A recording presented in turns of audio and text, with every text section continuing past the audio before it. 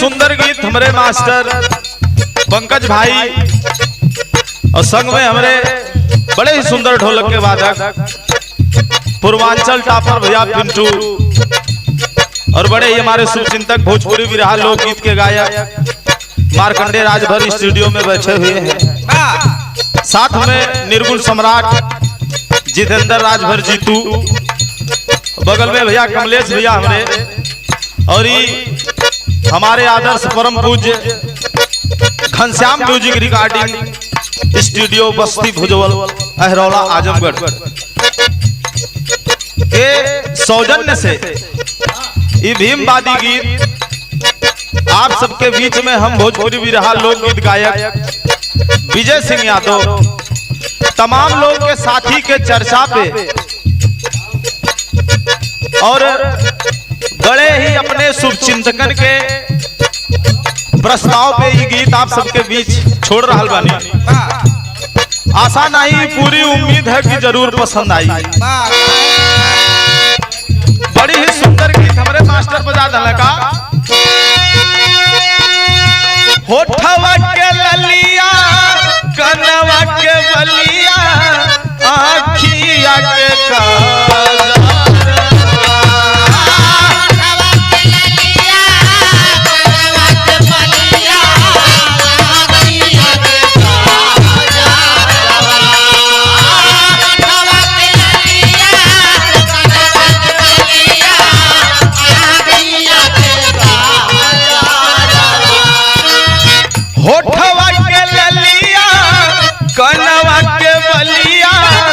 आँखिया के काजर जान मारे लाले की बढ़िया रे धनिया मजा ले काला रे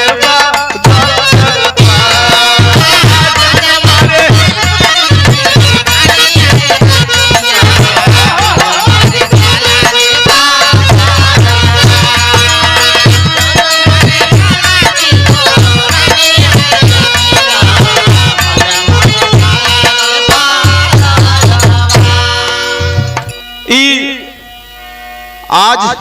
हमारे देश के वह परम मसीहा डॉक्टर भीमराव अंबेडकर के जौन कर्म कर्मठ से देश के स्वतंत्रता मिलल, वह स्वतंत्रता से प्राप्त जौन ऊर्जा उत्तेजना बा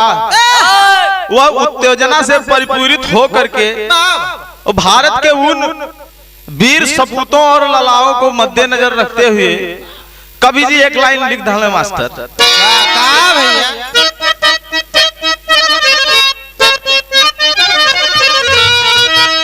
वो भारत के मसीहा के लिए बतावल गई कि बाबा जी बचाए दिन दुखियन के जनवा, अब बाबा जी बचाए दिन दुखियन के जनवा बनल संविधान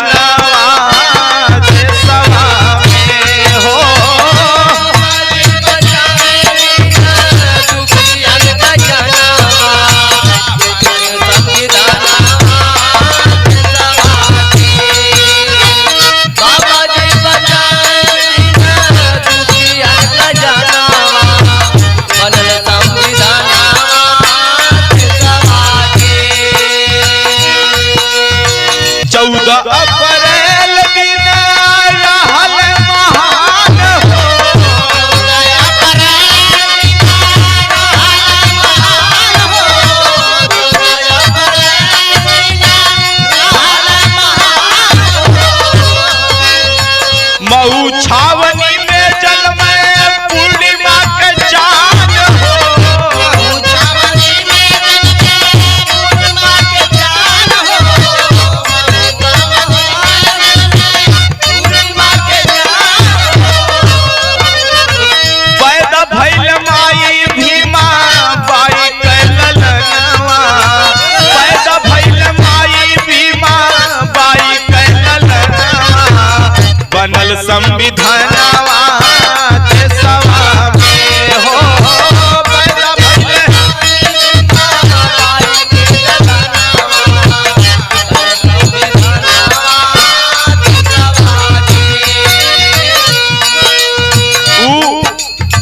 दिन कौन रहल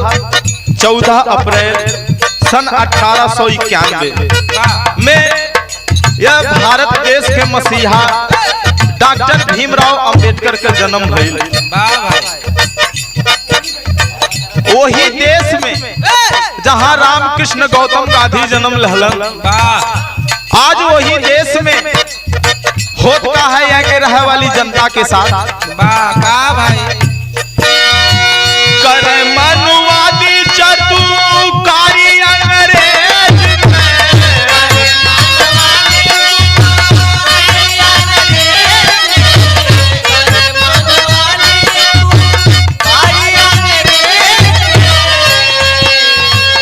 मनुवादी के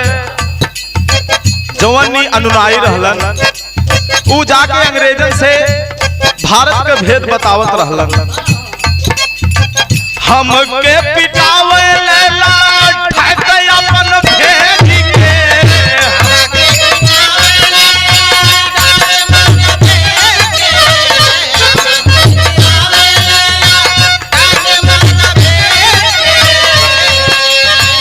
देशवा में रोवे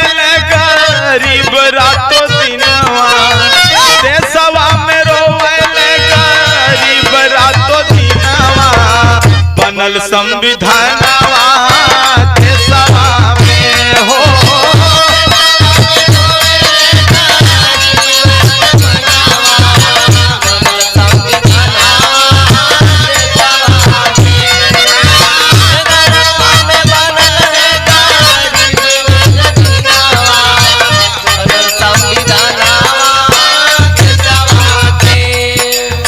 अगले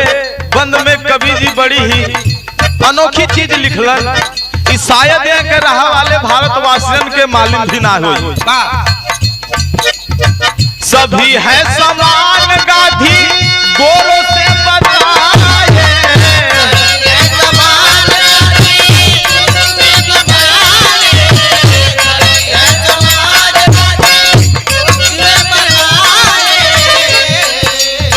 सभी है समान गांधी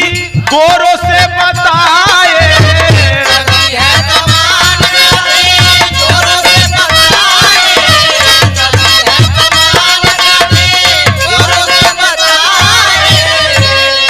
गांधी बाबा चल गए लंदन। वह लंदन जाकर के अंग्रेज अधिकारी के सामने जाकर के अंग्रेज अधिकारी पूछलन कि तुम्हारे देश में सभी लोग ठीक है? गांधी जी कहने हाँ सरकार, सब केहू चैन के नींद सुतत बा, भर पेट खात बा। पूरी देश के हालत बड़ी ही सुंदर तरीके से बतौलन कि ऐसन होत बा कि भारत में सब केहू चैन के नींद सोवत बा, भर पेट अन्न मिलत बा। लेकिन हर गरीब दुखियन अन्य बिरादरन के साथ होत का रहल बाबा, गोबर वाला अन्न बाबा लंदन में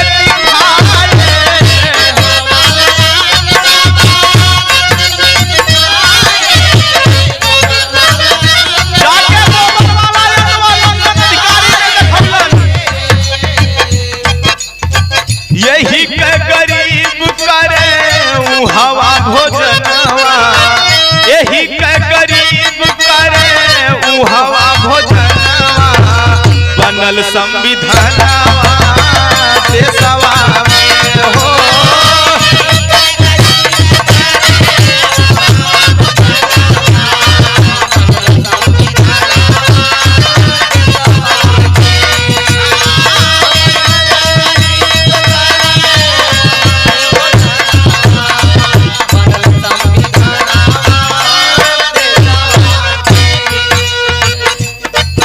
अंग्रेजन से जाकर के बाबा जी बात बतौलन का कहे अंग्रेज दुख बढ़ल तू न हो,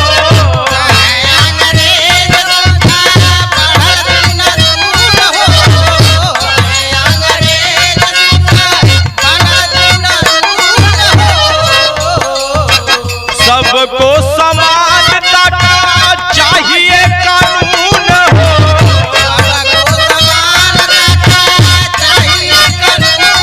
सबको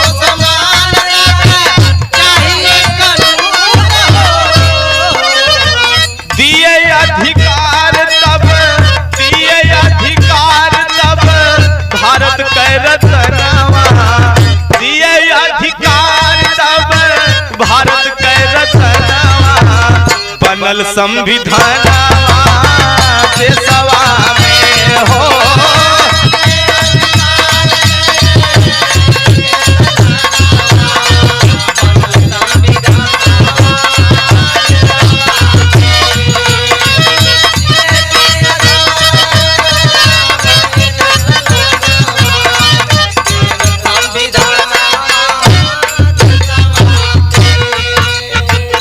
यहर मनवादित कई प्रक्रिया रहल कि 85 में अन्य कैटेगरी रहल और 15% में खाली फॉरवर्ड लोग ही रहत रहल। और ये भी व्यवस्था रहल कि जेकरे पास 4 आना का मालकियत हुई और जे मैट्रिक परीक्षा पास हुई वही मत देवे का अधिकार ओकरे पास हुई। लेकिन डॉक्टर भीमराव के संघर्ष में ई भारत लोगन के प्रेरणा मिलल, ई अधिकार मिलल का गइल गरीब अधिकार अपन पाई, गइल गरीब अधिकार अपन पाई, गइल गरीब अधिकार अपन पाई, गइल बैकवर्ड अपन रहिया भुलाई,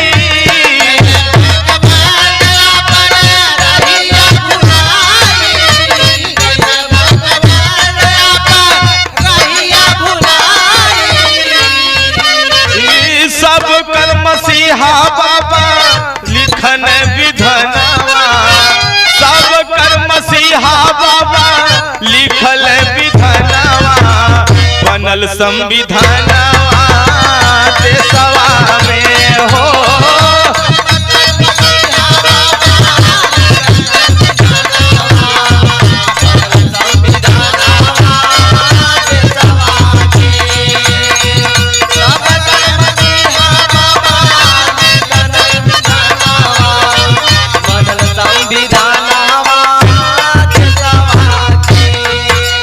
लास्ट लाइन में बतावल गई कभी संतोष कभी संतोष कभी संतोष जागी सगरी समाज हो, कभी संतोष जागी सगरी समाज हो, कभी संतोष जागी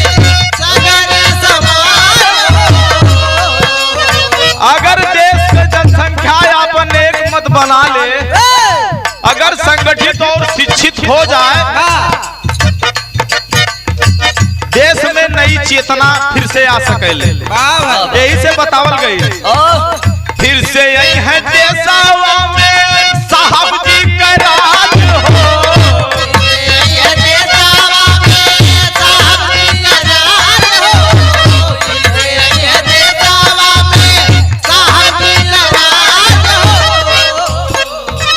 बालचंद बनावे विजय सिंह वाला गनवा, बालचंद बनावे विजय सिंह वाला गनवा कि बनल संविधानवा देशवा में हो।